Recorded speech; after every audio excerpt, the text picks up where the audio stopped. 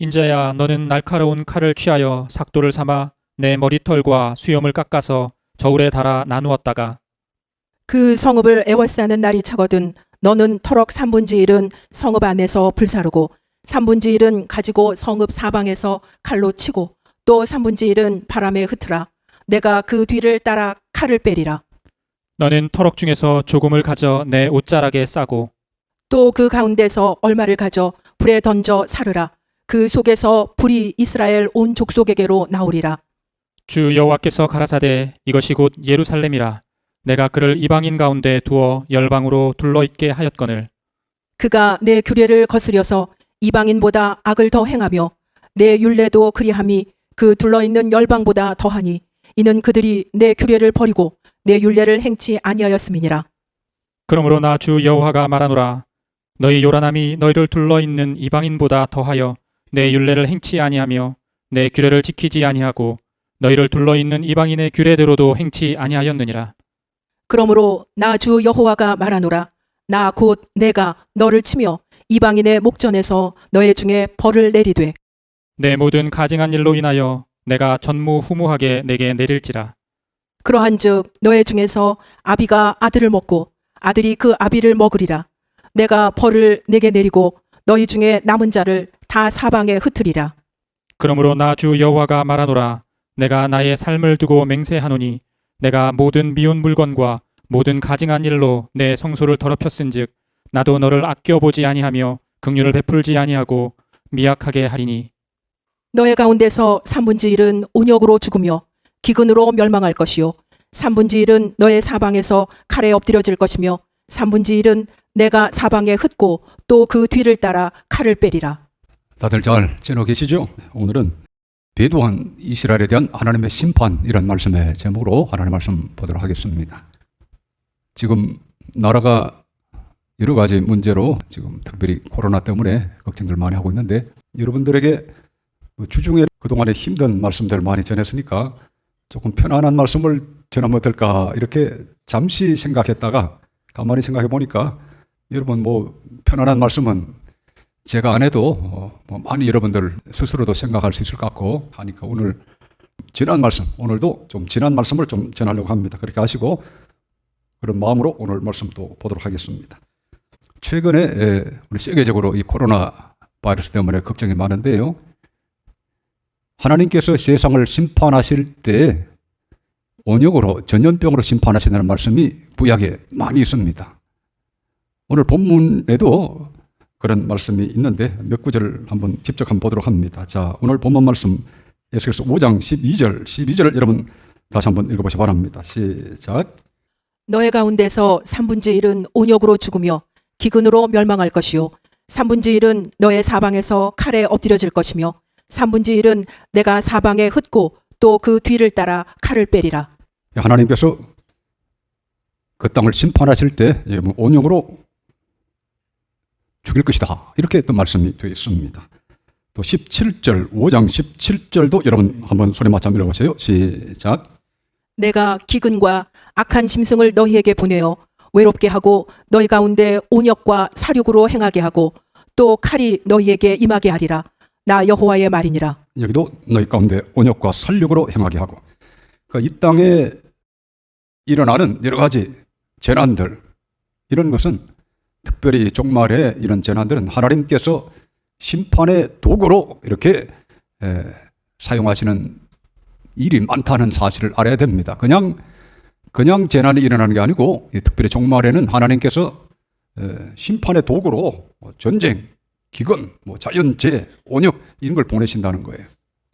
그러니까 지금 우리가 이와 같은 비상한 시기에 온역에 대한 말씀 오늘 두 구절 보시는데 마음을 우리가 조금 더 가다듬어서 특별히 오늘 보려고 하는 에스겔서 말씀은 배도한 이스라엘을 하나님께서 어떻게 심판하시느냐, 그걸 지금 말씀하는 게 에스겔서 거의 전부의 내용이에요.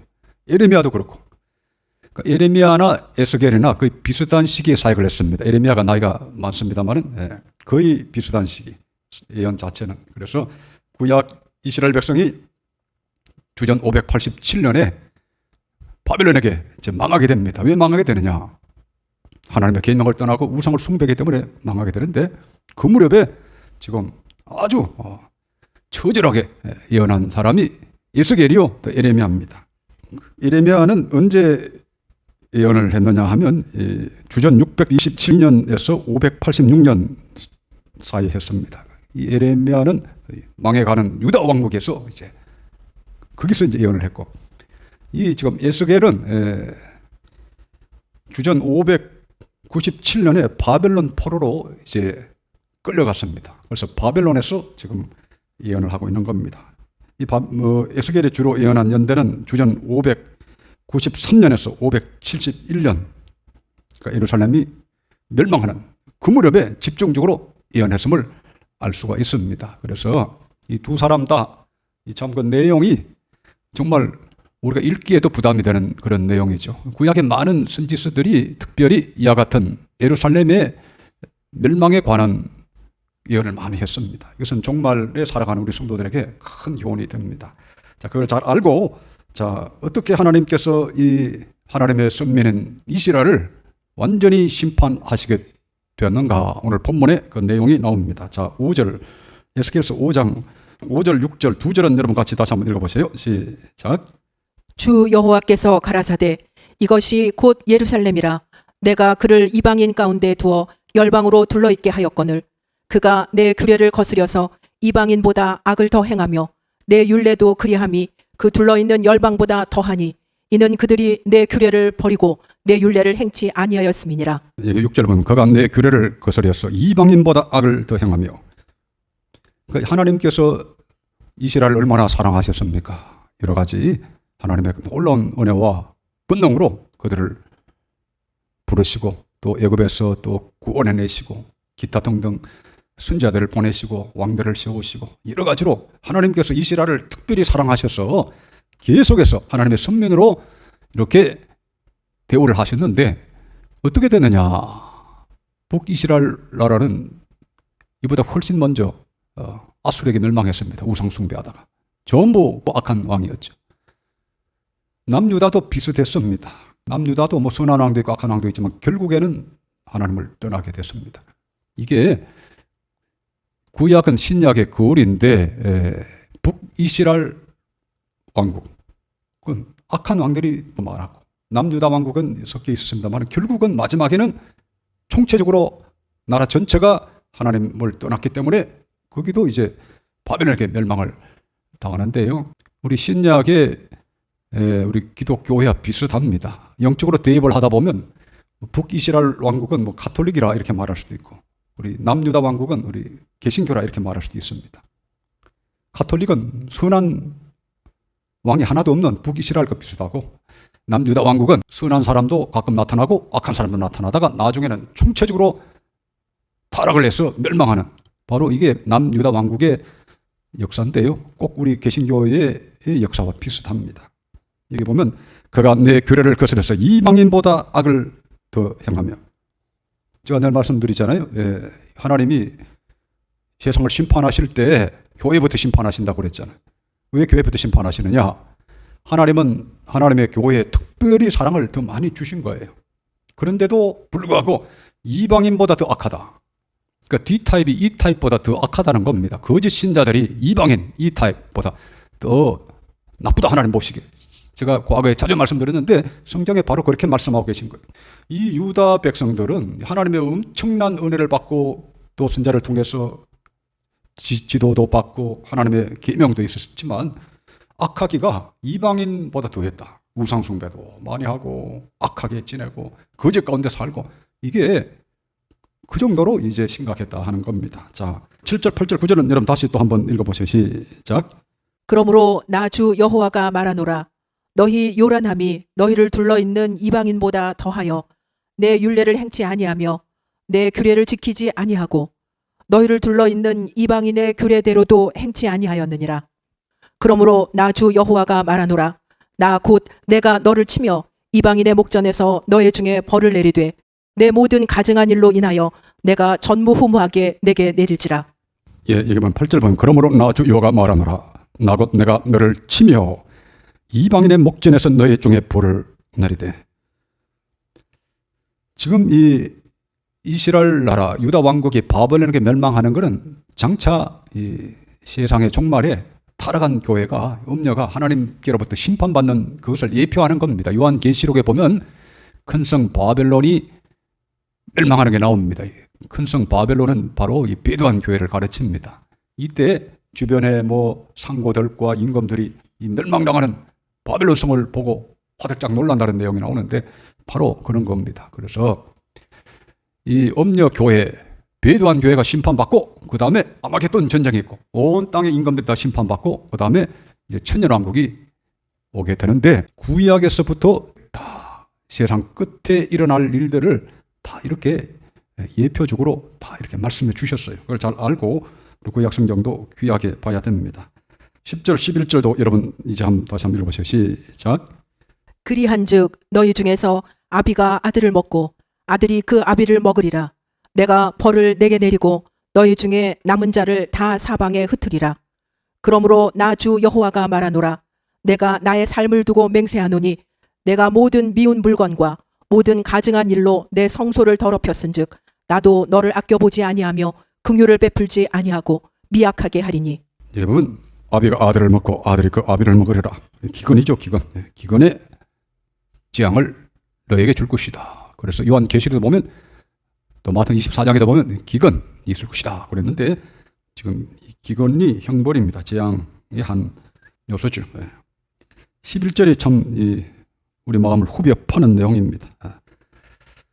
제가 될 수 있으면 이제 밝은 설교도 하고 또 행복한 설교도 하고 싶지만 이런 에스겔서의 말씀을 보면 또 사명감 때문에 또 이 시기의 비상함 때문에 이걸 또 말하지 않을 수가 없습니다. 왜냐하면 이러한 말씀들을 그대로 읽고 마음에 새기는 사람들이 매우 드물기 때문에 저와 여러분들이라도 이 말씀들을 깊이 한번 봐야 되겠습니다. 여기 보면 11절 보시면 그러므로 나 주 여호와가 말하노라. 내가 나의 삶을 두고 맹세하노니.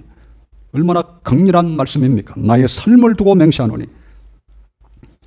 하나님이 쉽게 말하면 우리 표현으로 열받으신 겁니다. 열받으셨다. 나의 삶을 두고 맹세하노니 내가 모든 미운 물건과 모든 가증한 일로 내 성소를 더럽혔은즉 나도 너를 아껴보지 아니하며 긍휼을 베풀지 아니하려고. 심판 때는 하나님이 긍휼을 베풀지 아니하셔요. 많은 사람들이 착각을 하는데 하나님을 마치 자기 친구처럼 하인처럼 뭐 이렇게 얘기하는 사람도 있잖아요. 우리 하나님은 전능하시고 거룩하신 하나님이세요. 이 심판의 하나님, 주권적인 하나님, 거룩하신 하나님은 죄인을 심판하시고 악인을 심판하시고 악을 심판하시는 하나님. 하나님의 속성이 거룩하신 하나님, 의의 하나님이시기 때문에 악인을 심판하지 않을 수가 없습니다. 악을 심판하고 악인을 심판할 때는 긍휼을 베풀지 아니하신다. 이게 참 놀라운 말씀입니다. 우리 예수님은 사랑과 은혜가 풍성하시잖아요. 하나님의 한 속성이고요. 하나님의 한 속성, 사랑과 은혜가 풍성하신 주님. 그러나 우리 하나님은 그런 속성만 갖고 계신 게 아니고 거룩한 속성, 의의 속성을 갖고 계시기 때문에 우리가 또 두려워해야 될 하나님이시죠. 하나님이 일단 심판을 행하실 때는 조금도 긍휼을 안 베푸신다는 걸 알아야 됩니다. 우리 예수님의 은혜가 없이는 아무도 이 심판에서 피할 자가 없습니다. 예수님의 은혜, 성령의 인침과 의의 힘 예복이 없는 사람은 하나님의 이 진노에서 벗어날 수 있는 사람이 없어요. 하나님이 충분히 은혜를 이미 주셨기 때문에 그 하나님의 은혜를 배척하는 사람들에게는 조금도 긍휼이 없다는 사실을 알아야 됩니다. 우리 하나님 얼마나 은혜로우신 하나님이세요. 믿으면 값없이 어렵밤 주시고 성령의 선물을 주시는데 제가 한 3초 이야기했는데 이게 끝이죠. 그게. 그러면 되죠. 근데 그걸 안 하잖아요. 잘 믿지도 않고 성령의 은혜도 사모하지도 않고 죄악을 좋아하고 마귀를 좋아하고 세상을 좋아하니 하나님이 이 긍휼을 더 베푸실 수가 없는 거죠. 하나님의 속성상 도무지 하나님도 긍휼을 베푸실 수가 없는 거죠. 우리 얼마 전에 제가 말씀드렸습니다. 하나님께서 하실 수 없는 일이 있다고 그랬는데 3가지를 말씀드렸는데 나중에 한번 설교 유튜브에 올라오면 한번 보시길 바랍니다. 하나님이 심판하지 않을 수가 없는 상황입니다. 긍휼을 베풀 수 없는 상황. 어떤 일 때문에 그렇습니까? 여기 내용까지 나옵니다. 내가 나의 삶을 두고 맹세하노니 내가 모든 미운 물건과 모든 가증한 일로, 그 다음이 중요합니다. 내 성소를 더럽혔은즉 하나님의 성소를 더럽힌 거죠. 하나님의 성소가 얼마나 거룩한 성소입니까? 하나님의 성소. 하나님의 임하시는 그 성소, 거기 지성소가 있고 법궤가 있고 그렇죠. 하나님의 성소를 지금 이스라엘 백성들이 그게 우상에 여러 가지를 갖다 놓고 우상을 섬기고 하나님의 성전을 더럽히고 하니까 하나님이 견디지를 못하는 겁니다. 우리 최근에 우리 가톨릭의 종교 혼합주의, 또 개신교 WCC, 특별히 종교 다원주의, 또 동성애 옹호 이런 걸 봤습니다. 하나님이 지금 어떤 마음이실까? 교회가 앞장서서 종교 다원주의, 부처도 좋고 힌두교도 좋고 돌멩이도 좋다 이러고 있으니 하나님의 진노하심이 얼마나 크시겠어요? 예. 그러니까 지금 하나님의 성소를 더럽혔다. 예수님이 이 땅에 오셔서 그 온유하신 예수님이 분노하신 것이 성전에서 장사하는 자들을 보시고 분노를 하셨잖아요. 오늘날도 교회가 하나님을 섬기는 거룩한 곳이 아니라 그냥 장사하는 곳이 됐죠. 온갖 그 인간의 세속적인 욕심을 갖고 장사하는 곳이 됐죠. 근데 이 장사하는 곳이 됐다는 것에 대해서 조금도 부끄러워하지 않는 거죠. 문제는 조금이라도 양심이 있으면 내가 교회에서 이랬으면 안 되지. 차라리 뭐 내가 교회는 아니라 하고 뭐 종교다원주의 하면 뭐 괜찮아요. 목사라는 사람들이, 장로라는 사람들이, 그렇지 않는 사람들이 지금 종교다원주의를 더 좋아하잖아요. 좀 통계를 제가 말씀을 드렸습니다. 동성애도 그렇고 하나님이 그 성소를 더럽힌 걸 매우 싫어하십니다. 거룩하신 하나님이시기 때문에 우리가 은혜를 받을 때도 우리 최근에 구원론 설교는 제가 자주 하지 않고 있습니다만 그 거룩하신 하나님 앞에 내가 얼마나 더러운 자인가를 깨닫고 참으로 십자가 앞에서 내가 영원히 지옥에 가도 마땅하다는 걸 느끼는 마음으로 십자가를 붙잡을 때 우리가 의롭도 안 받고 죄사 안 받고 성령을 받는데 그 경험이 없어요. 거룩하신 하나님을 만나는 경험이 없으니까 구원론도 안 되죠. 하나님 보기를 그냥 돌같이 보는 거예요. 돌멩이나 하나님이랑 똑같다. 이게 다원주의거든요. 구원론이 깨지니까 그 다음에 모든 그 둑이 무너져서 자기들의 성소를 더럽히는지 안 더럽히는지도 모르고 그렇게 살아가는데 그 정도가 이제는 엄청나게 심각해졌다고 하는 겁니다. 종말의 이 배도의 현실이 얼마나 지금 심각한가. 제가 최근에 자료 말씀을 드렸습니다. 자, 그 다음 12절 13절 또 다시 여러분 같이 한번 읽어보세요. 시작. 너의 가운데서 3분의 1은 온역으로 죽으며 기근으로 멸망할 것이요 3분의 1은 너의 사방에서 칼에 엎드려질 것이며 3분의 1은 내가 사방에 흩고 또 그 뒤를 따라 칼을 빼리라. 이와 같이 내 노가 다한즉 그들에게 향한 분이 풀려서 내 마음이 시원하리라. 내 분이 그들에게 다한즉 나 여호와가 열심으로 말한 줄을 그들이 알리라. 13절 보니까 참 가슴이 참 아프죠. 이와 같이 내 노가 다한즉 그들에게 향한 분이 풀렸어. 내 마음이 시원하리라. 이게 노와 분 자주 말씀합니다. 밑에 15절에도 또 말씀하고 계시죠. 내 노가 다한즉 하나님이 이 진노하심이 완전히 지금 그 해소될 때까지 심판하신다는 거예요. 그게 심판입니다. 그러니까 심판을 오늘날은 두려워하지 않는데 얼마나 참 두렵습니까? 내 노가 다한즉 그들에게 향한 분이 풀려서 내 마음이 시원하리라. 그러니까 하나님이 이 지금 얼마나 마음이 답답하냐 이 말씀이지. 하나님의 속이 너무나 답답하기 때문에 이 심판을 오시는 거예요. 그래서 하나님 마음이 시원해질 때까지 긍휼을 조금도 베풀지 않고 왕창 다 이제 죽이시는 겁니다. 종말에는 전 인류가 거의 전부가 다 하나님의 이 진노하심에 다 죽게 된다. 요한계시록에 자세하게 나오고 있지 않아요? 근데 별로 두려워하지 않아요. 지금 요한계시록을 보면서 두려워하는 사람 누가 있습니까? 지금 에스겔서, 지금 에레미야서, 기타 등등 구약에 이렇게 많이 말씀하셨는데도 누가 두려워합니까? 에레미야 또 이와 같은 비슷한 예언을 했는데 누가 에레미야 말을 듣고 또 에스겔의 말을 듣고 회개한 사람이 있었나요? 없었습니다. 그때도 에스겔에게 말했습니다. 하나님께서 듣든지 말든지 전해라. 들을 사람은 들을 것이요 안 들을 사람은 안 들을 것이다. 그러나 너는 그냥 내 말을 그들에게 전해라. 이렇게 말씀하신 게 나옵니다. 그래서 저들은 완악해서 안 들을 줄을 하나님이 거의 아셨다고 봐야 돼. 그래도 전해라. 이렇게 하나님이 에스겔에게 말씀을 하신 겁니다. 여기 보면 13절 또 보시면 내 분이 그들에게 다한 적 나 여호와가 열심으로 말한 줄을 그들이 알리라. 이제 이들이 이 심판을 당해봐야 하나님께서 정말 얼마나 답답한 심령으로 그동안에 지내오셨는지 알게 된다는 겁니다. 이 재앙을 당해봐야 이야 이게 진짜 하나님이 노하셨구나. 그걸 그때서야 안다는 거죠. 재앙 당하기 전에는 모른다는 겁니다. 자, 14절, 15절도 또 여러분 또 같이 한번 읽어보세요. 시작. 내가 또 너로 황무케 하고 너를 둘러있는 이방인 중에서 모든 지나가는 자의 목전에 능욕거리가 되게 하리니 내 노와 분과 중한 책망으로 내게 벌을 내린즉 너를 둘러있는 이방인에게 내가 수욕과 조롱을 당하고 경계와 괴이한 것이 되리라. 나 여호와의 말이니라. 15절에 나오죠. 내 노와 분과 중한 책망으로 내게 벌을 내린 적. 하나님께서 노와 분으로 벌을 내리신다. 그래서 어린 양의 진노의 날이 딱 왔다. 요한계시록에 말씀하십니다. 하나님의 진노의 날, 어린 양의 진노의 날이 왔다.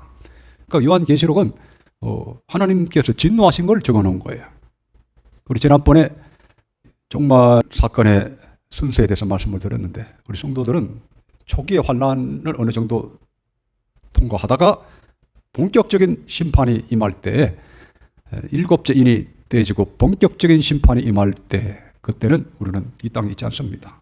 그때는 휴거를 받죠. 그래서 아마 제 생각에는 여섯째 인 때 주님이 공중 재림하시고 우리 교회에 휴거가 있고 그리고 일곱 나팔 심판, 그 다음에 일곱 대접 심판인데 이때부터 요한계시를 보면 비참합니다.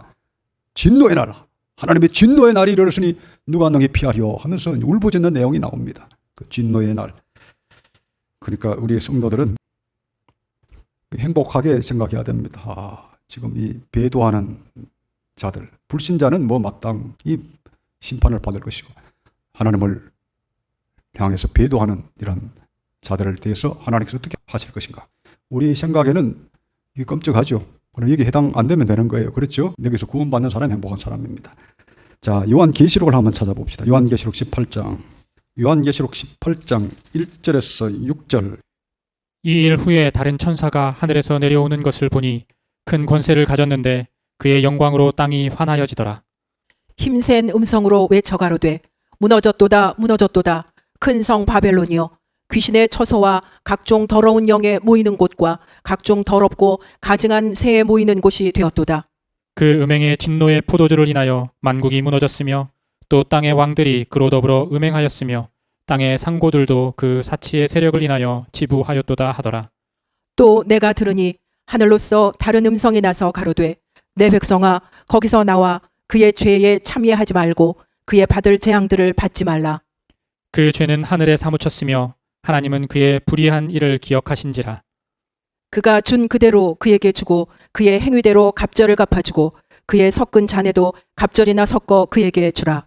큰 성 바벨론이 멸망하는 내용입니다. 이것이 배도한 교회에 대한 하나님의 심판의 내용입니다. 17장하고 18장이 바로 배도한 교회 음녀의 심판을 말씀하고 계십니다. 3절 보면 그 음행의 진노의 포도주를 인하여 만국이 무너졌으며 이 교회의 배도 때문에 세상이 무너졌다는 겁니다. 땅의 왕들이 그로 더불어 음행하였으며 세상의 권력들과 더불어 이렇게 음행했다고 하는 겁니다. 땅의 상고들도 그 사치의 세력을 인하여 지부하였도다. 그러니까 땅의 상인들도 배도한 교회와 연합해서 타락했다고 하는 겁니다. 오늘 뭐 시간이 많지 않기 때문에 나중에 요한계시록은 자세하게 볼 겁니다. 15절을 한번 보시기 바랍니다. 요한계시록 18장 15절에서 20절. 바벨론을 인하여 치부한 이 상품의 상고들이 그 고난을 무서워하여 멀리 서서 울고 애통하여 가로되 화 있도다 화 있도다 큰 성이여 세마포와 자주와 붉은 옷을 입고 금과 보석과 진주로 꾸민 것인데 그러한 부가 일시간에 망하였도다. 각 선장과 각 철을 다니는 선객들과 선인들과 바다에서 일하는 자들이 멀리 서서 그 불붙는 연기를 보고 외쳐 가로되 이 큰 성과 같은 성이 어디 있느뇨 하며 티끌을 자기 머리에 뿌리고 울고 애통하여 외쳐 가로되 화 있도다 화 있도다 이 큰 성이여 바다에서 배 부리는 모든 자들이 너의 보배로운 상품을 인하여 치부하였더니 일시간에 망하였도다. 하늘과 성도들과 사도들과 선지자들아 그를 인하여 즐거워하라. 하나님이 너희를 신원하시는 심판을 그에게 하셨음이라 하더라. 20절 보시면 하늘과 성도들과 사도들과 선지자들아 그를 인하여 즐거워하라. 이제 음녀의 심판. 우리 예수님이 재림하시면 우리 성도들은 휴거돼서 공중에서 주를 영접하고 이 땅에 본격적인 이제 7년 뒤의 환란의 재앙이 시작되는데 마지막 부분에 가서 음녀의 심판이 있습니다. 음녀의 심판. 이게 하늘과 성도들과 사도들과 선지자들아 그를 인하여 즐거워하라. 그러니까 지금 이 종말이 우리 성도들에게는 정말 기쁜 날입니다. 오늘 이 말씀을 지금 여러분들에게 전하고자 해서 특별히 지금 오늘 요한계시록 18장을 보고 있는 겁니다. 왜 즐거워해야 되느냐? 여기 보면 하나님이 너를 신원하시는 심판을 그에게 하셨음이라 하더라. 신원이 뭡니까? 복수해 주는 거죠. 복수해. 원한을 복수해 주는 걸 신원이라고 합니다. 원한을 풀어주신다. 주님이 우리가 당한 모든 고난과 환난과 핍박과 박해와 이 모든 것을 우리 주님께서 갚아주신다는 겁니다. 그래서 하나님이 너희를 신원하시는 심판을 그에게 하셨습니다. 우리 다시 한번 20절은 소리 맞춰서 한번 읽어보시기 바랍니다. 시작. 하늘과 성도들과 사도들과 선지자들아 그를 인하여 즐거워하라. 하나님이 너희를 신원하시는 심판을 그에게 하셨음이라 하더라. 여러분 이걸 읽으니까 어떤 생각이 드세요? 예. 하나님이 너희를 신원하시는 심판을 그에게 하셨다. 핍박을 받아야 복음을 인해서 의를 위해서 핍박을 받아야 이 말씀이 의미가 있는 거죠. 복음을 인해서 고난당하고 핍박당하고 박해당하고 죽임을 당해야 이 말씀이 이해가 되고 은혜가 되는 거죠. 아까 보신 것처럼 이 바벨론 음녀는 어떻게 합니까? 사치의 세력으로 땅의 임금들과 간음하고 상고들과 간음하고 이 땅의 모든 것으로 자기의 배를 불리고 이렇게 산 것이 음녀잖아요. 이런 음녀들이 성도들의 피에 취했다 하는 말씀이 그 앞에 나옵니다. 성도들의 피에 취했다. 진정한 성도들의 피에 취하는 자가 음녀예요. 그 진정한 성도는 어떤 성도입니까? 하나님께서 신은혜 주신 날만을 기다리고 참고 희생하고 그렇게 산 사람이 성도죠. 나는 그렇게 살았나? 나는 하나님께서 신은혜 주시는 그날을 생각하고 살았는가? 제가 이 거룩한 경고, 여러분 거룩한 경고 13쪽 머릿말에 보면 마지막에 2016년 거룩하신 주님께서 오셔서 신은혜 주실 날을 간절히 사모하며 이렇게 적었죠.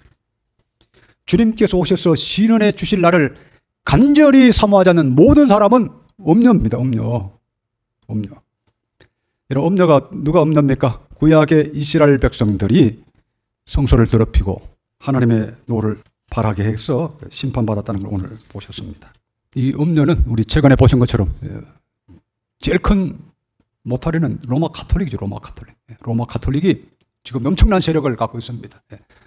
종교다원주의, 종교 혼합주의로 지금 엄청난 배도의 선봉에 쓴 자들이 로마 가톨릭. 이미 종교개혁이 일어나기 전에 또 그 이후에도 종교재판소를 통해서 수많은 성도들의 피를 흘리게 했습니다. 약 5천만 명의 성도들이 로마 가톨릭의 손에 죽었다고 이렇게 이야기되고 있습니다. 그러니까 이 음녀, 로마 가톨릭. 근데 이 로마 가톨릭 음녀입니까? 우리 개신교 내에도 지금 뭐 똑같은 상황이 벌어지고 있고.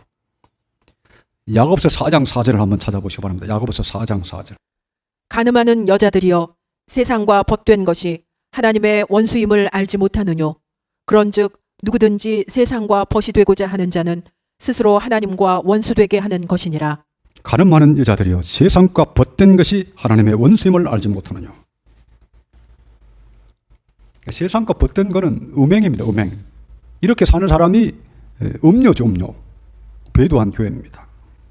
그러니까 지금 하나님께서 심판하실 때 음녀를 심판하신다. 음녀를 심판하신다 했을 때 이 음녀가 참 누구냐? 성령으로 거듭나지 못한 사람. 성령으로 거듭나서 옛사람과 그 정과 욕심을 십자가에 못 받고 성령의 내주를 받고 성령에 따라 죄를 이기고 세상을 이기고 살아야 이 사람이 주님의 거룩한 신부가 되는데, 정결한 신부가 되는데, 오늘날은 성령에 거듭남이 없잖아요. 옛사람을 십자가에 못 박는 게 없습니다. 그냥 세상을 쫓아 살고 세상을 버타고 살고. 그러니까 오늘날은 이 음녀라고 하는 것이 범위가 넓어요. 그러니까 이 모든 것이 다 음녀입니다. 가늠하는 여자들이요. 세상과 벗된 것이 하나님과 원수임을 알지 못하느냐. 오늘날은 세상과 벗된 게 무엇이고 세상과 벗되지 않은 게 뭐냐. 그것도 잘 모르잖아요. 크리스찬들이 나는 세상과 벗된 삶을 사는가 아니면 그 삶에서 벗어나서 사느냐. 파스칼이 말한 것처럼 세상에서 떠나서 참된 그리스도의 교회의 일원을 사느냐. 그 개념이 있습니까? 오늘날은 제가 볼 때는 세상과 벗되지 않는 삶을 산다는 게 뭔지 그 개념조차 잘 없고 이것이 얼마나 심각한 음행이요 배도인가를 잘 인식하지 못합니다. 그래서 우리 거룩한 경고에 제가 그걸 또 한 장을 넣습니다. 일반 성도들이 범하는 배도, 세상과 벗된 것, 세상을 하나님보다 더 사랑하는 것, 이게 배도다 하는 걸 거룩한 경고에 넣는데 나중에 또 기회가 되면 그걸 보겠습니다. 오늘은 진짜 내가 성령으로 거듭나고 하나님의 계명 가운데 행하느냐. 아까 우리 보셨던 에스겔서 말씀처럼 이스라엘 백성들은 하나님의 계명을 버렸습니다. 하나님의 계명을 버리고 모든 미운 물건과 모든 가증한 일로 하나님의 성소를 더럽혔다고 그랬습니다.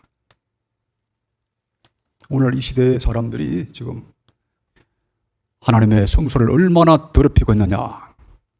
자기 영혼 하나도 지금 주님이 거처하는 성소가 되지 못하고 거듭나지 못하고 성령을 모시지 못하고 성령에 따라 살지 못하는 이런 시대 아닙니까?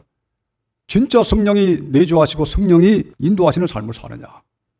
그런 사람은 죄와 함께할 수도 없고 세상을 쫓아 살 수도 없죠. 그러니까 진짜 성령이 내주하시면 죄된 삶으로 갈 수도 없고 세상을 쫓아 살 수도 없습니다. 그러나 오늘날은 진짜 성령으로 거듭나는 걸 뭔지를 모르니까 옛사람을 거정과 욕심과 함께 십자가에 못 박았다는 그 사실을 모르니까 오늘날은 진짜 거듭난 자의 삶이 뭐냐, 진짜 세상을 벗하지 않고 사는 삶이 뭐냐를 아는 사람 자체가 드물기 때문에 지금 이 배도의 지금 이 물결이 어마어마합니다. 파스칼이 말한 것처럼 초대교인들은 세상을 버린 후에야, 떠난 후에야 교회 일원으로 받아들여졌다 하는데 오늘날은 세상을 떠난 후에야 교회 일원으로 받아진다는 그 개념 자체가 없죠.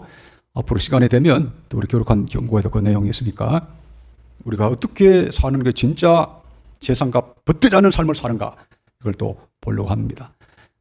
진정 주님을 사랑하는 성도들은 이 종말이 즐거운 겁니다. 그렇죠? 예, 종말이 즐겁습니다. 주님이 우리를 신원해 주시는 날이기 때문에 나는 정말 하나님이 신원해 주시는 그날만을 바라고 그렇게 살아가고 있느냐, 살아왔느냐 잘 생각하시고 승리하는 여러분들 다 되시기를 축원합니다.